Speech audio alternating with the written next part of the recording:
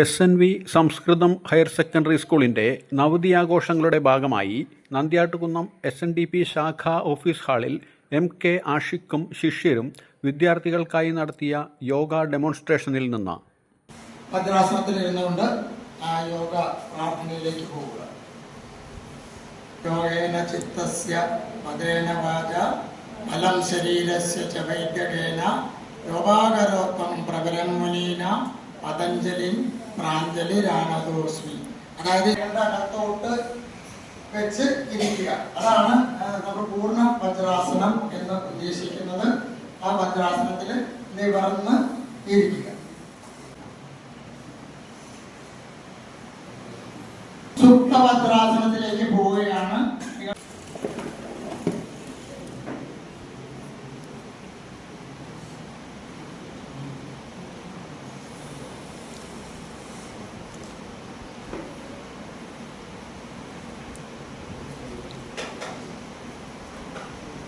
സുപ്ത വജ്രാസനം. ആദ്യം നമ്മൾ വജ്രാസനത്തിലിരുന്നു, പിന്നീട് അതിൽ നിന്ന് സുപ്ത വജ്രാസനത്തിലേക്ക് പോയി. ഇനി അടുത്തതൊരു പ്രധാന ആസനങ്ങളിലൊന്നാണ്. അതായത് നമ്മുടെ ധ്യാനാസനങ്ങളിൽ പെടും പത്മാസനം.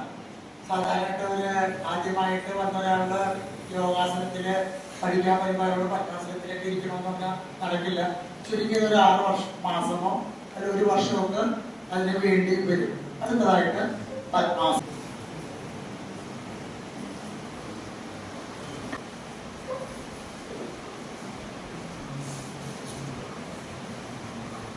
ബദ്ധകോണാസനം. ബദ്ധകോണാസനത്തിലേക്ക് പോകും. ബദ്ധകോണാസനം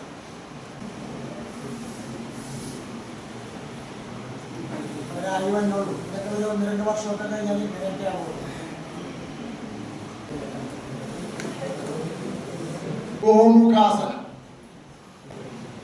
ഗോമുഖം എന്ന് പറഞ്ഞു കഴിഞ്ഞാൽ പശുവിന്റെ മുഖം. പശുവിന്റെ മുഖം അവിടെ നോക്കിയേ.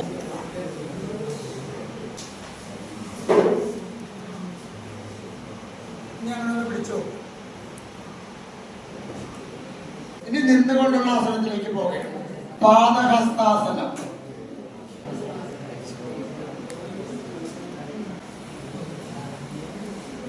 അർദ്ധചക്രാസനം.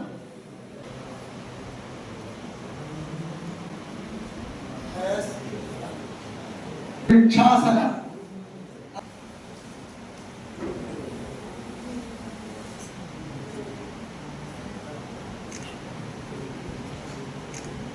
രണ്ട് കാലിലും മാറി മറ്റേ കാലിലും.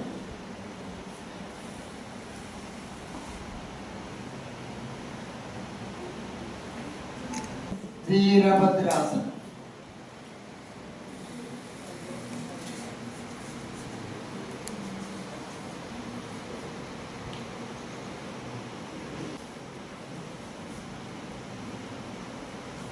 ഇനി കിടന്നുകൊണ്ടുള്ളതാണ് പാദോത്താസനം, അതല്ലെങ്കിൽ ഉത്തിട്ട പാദാസനം എന്ന് പറയും. ഇതൊക്കെ നമുക്ക് ആദ്യം വളരെ സിമ്പിളായിട്ട് ആദ്യം നിങ്ങൾക്ക് വിചാരിച്ചാൽ ചെയ്യാവുന്ന കാര്യമുള്ളൂ. മറ്റേ കാര്യം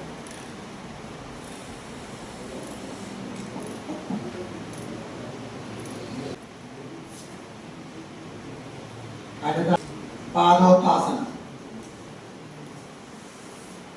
പവനമുക്താസനം. ഇതിനോട് വളരെ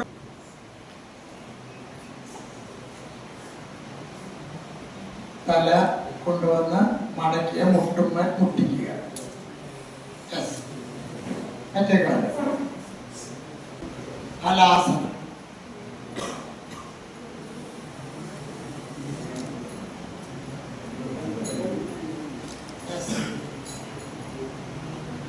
സർവാംഗാസനം. സർവാംഗാസനം എന്ന് പറഞ്ഞാൽ